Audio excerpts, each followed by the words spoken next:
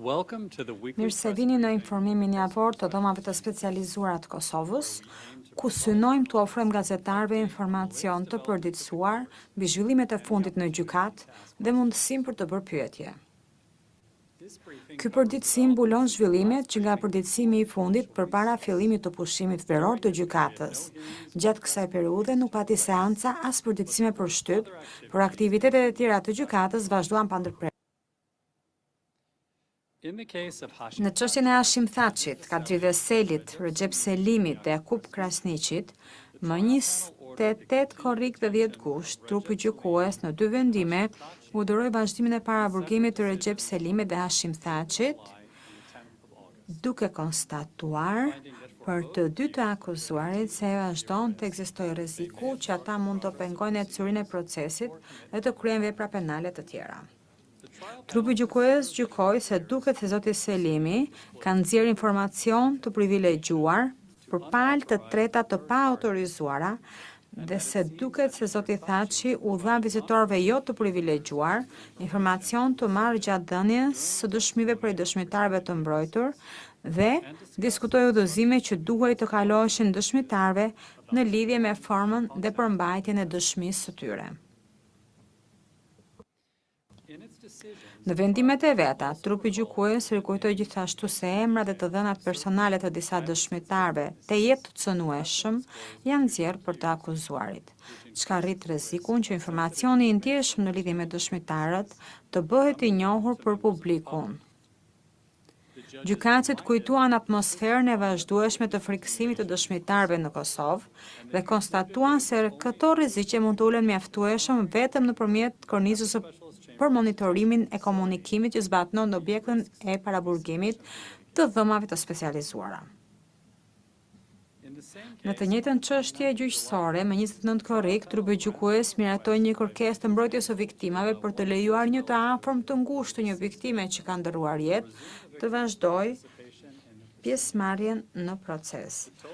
Në këtë çështje gjyqësore marrin pjesë gjithsej 156 viktima. Kujtojmë se trupi gjykues do të shqiptojë aktgjykimin në këtë çështje gjyqësore më 16 shtator 2026, duke filluar në orën 10 me orën e Evropës Qendrore. Janë duke u shqyrtuar të gjitha kërkesat për përcjelljen e seancës së 16 shtatorit në gjykatë, të dërguara para afatit. Për shkak të numrit të kufizuar të ulësve në galerinë për publikun dhe numrit të lartë të kërkesave për pjesëmarrje në këtë seancë, procesi i shqyrtimit merr kohë. Sikur se u tha në njoftimin e parë, konfirmim me postë elektronike do të dërgohet brenda 2 javësh brenda seancës. Shqiptimi i aktgjykimit transmetohet edhe në internet nëpërmjet faqes së DSK-s për transmetim në shqipe, anglishte dhe serbishte. Sikurse me të gjitha seancat të tjera, nuk nevojitet regjistrim për të ndjekur shqiptimin e aktgjykimit në internet. Në gjykimin e Hashim Thaçit, Bashkim Smakajt, Isni Kilajt, Fadil Fazliu dhe Haridin Kuçit, lidhur me pretendimin për ndikim të paligjshëm të dëshmitarëve, gjykatësi vetëm i ngarkuar me gjykimin e çështjes mbylli procedurën e paraqitjes së provave dhe caktoi datat për paraqitjen e deklaratave përmbyllëse më 10, 11 dhe 14 shtator 2026, ku seanca do të fillojë në orën 9:30 me orën e Evropës Qendrore në të 3 ditët. Në të njëjtin urdhër, gjykatësi vetëm urdhëroi që çdo kërkesë nga të akuzuarit për të marrë pjesë në deklaratat përmbyllëse nëpërmjet videokonferencës duhet të dorëzohet deri më 14 gusht. Bazuar në parashtrimet publike, zoti Smakaj, zoti Kilaj, zoti Fazliu dhe zoti Kuçi kanë dorëzuar kërkesa për të marrë pjesë në seancë nga distanca. Seancat më 10, 11 dhe 14 shtator do të jenë publike dhe mund të përcillen në shqipe, anglishte dhe serbishte nëpërmjet faqes së DSK-s për transmetim ose nga galeria për publikun në gjykatë. Konfirmime postë elektronike për ata të cilët janë regjistruar për të ndjekur këto seanca do të dërgojë 2 javë para deklaratave përmbyllëse. Po në këtë çështje gjyqësore, më 24 korrik, gjykatësi i vetëm Hodhi poshtë një kërkesë të mbrojtjes së smakajt për apelim të vendimit të gjykatësit me të cilin deklarata e dëshmitarit 8 u pranua si provë pas vendimit të dhomës së apelit mbi këtë aspekt. Ndër të tjera, gjykatësi vetëm i ngarkuar me gjykimin e çështjes konstatoi se mbrojtja e smakajt nuk tregoi se ky aspekt do të ndikonte ndjeshëm në kryerjen e shpejtë dhe të drejtë të procesit. Po atë ditë, gjykatësi vetëm i ngarkuar me gjykimin e çështjes miratoi një kërkesë të mbrojtjes së thaçet për planuar si prova 3 parashtrime publike në procese gjyqësore në gjykata të tjera. Vetëm për të treguar kuadrin e ngushtë të detyrimeve të konfidencialitetit në lidhje me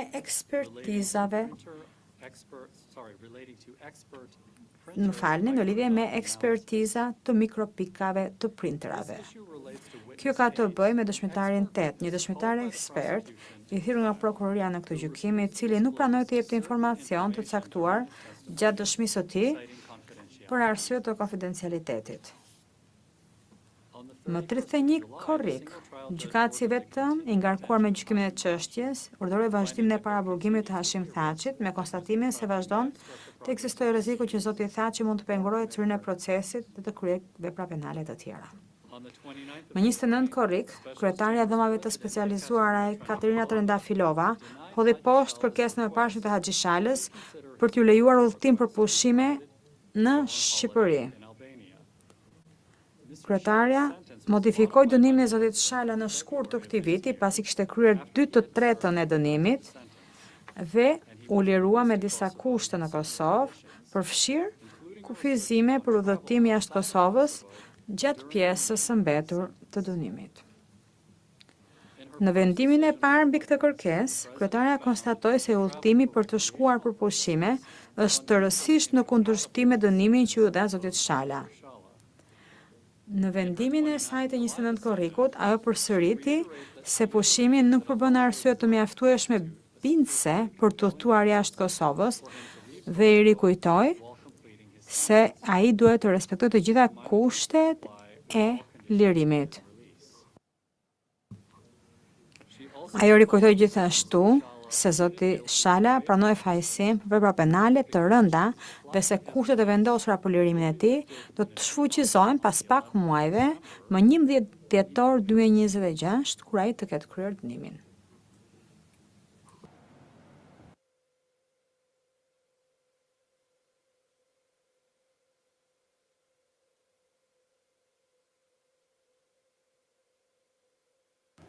Okay, thank you everyone. Ju faleminderit, me kaq mbyllim informimin për sot.